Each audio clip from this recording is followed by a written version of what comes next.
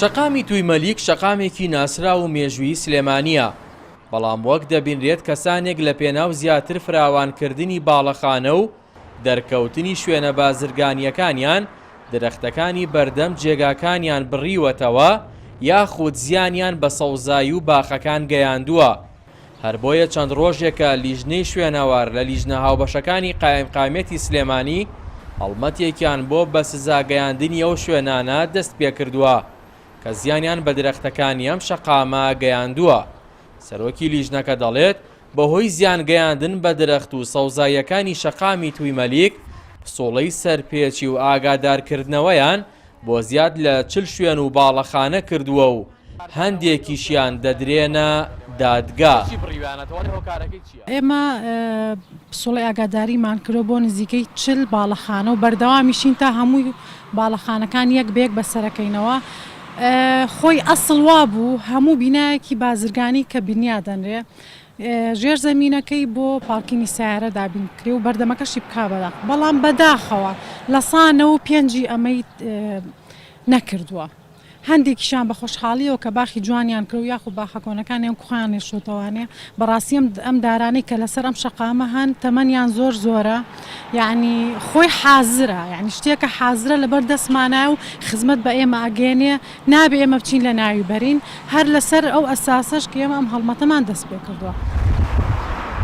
بڕینەوەی تەنها یەک درەختیش مەترسی بۆ تەندروستی هاوڵاتیان و زیانگەیاندن بە ژینگە دروست دەکات. هەر بۆیە ڕێکخراوەکانی ژینگە دۆستی دەڵێن ئەگەر بەر بەم کارە نەگیرێت ئەوان هەڵوێستی جددیان دەبێت. بۆی وەک ڕێکخراوە ژینگەیەکان ئێمەش وەک ڕێکخراوی سروشتی کوردستان گەربێت و لەلایەن لیژنەکانی قایمقامێتی سلێمانیەوە لەلایەن پۆلیسی دارستانەوە دارستان و ژینگەوە هەروەها لەلایەن فەرمانگەی ژینگەوە کە فەرمانگەیەکی پەیوەزدارە بەو کارەوە کە ئیشی تیا بکە جگە ئەمە لە ڕێکخراوە ژینگەیەکان کە قساکەم و هەروەها داواکاری گشتی کە پێویستە بێتە سەرخەت بۆ ئەم کارە گەر ئەوان هەڵوێستان نەبێت هەڵبەت ڕێکخراوە ژینگەیەکان بە کۆی گشتی نەک تەنیا ڕێکخراوی سروشتی کوردستان هەم ئاهەنگ لەگەڵ ڕێکخراوەکانی تری ژینگە و هەروەها بۆردی ڕێکخراوە ژینگەیەکان کە هەمانە ئێمە هەڵوێستمانە بێت.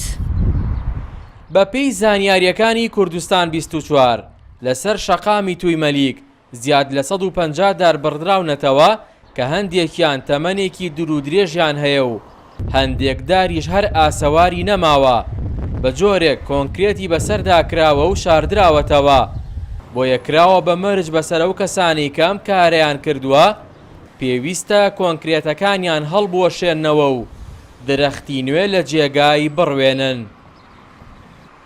هاوژین جەمال، کوردستان 24 سلێمانی.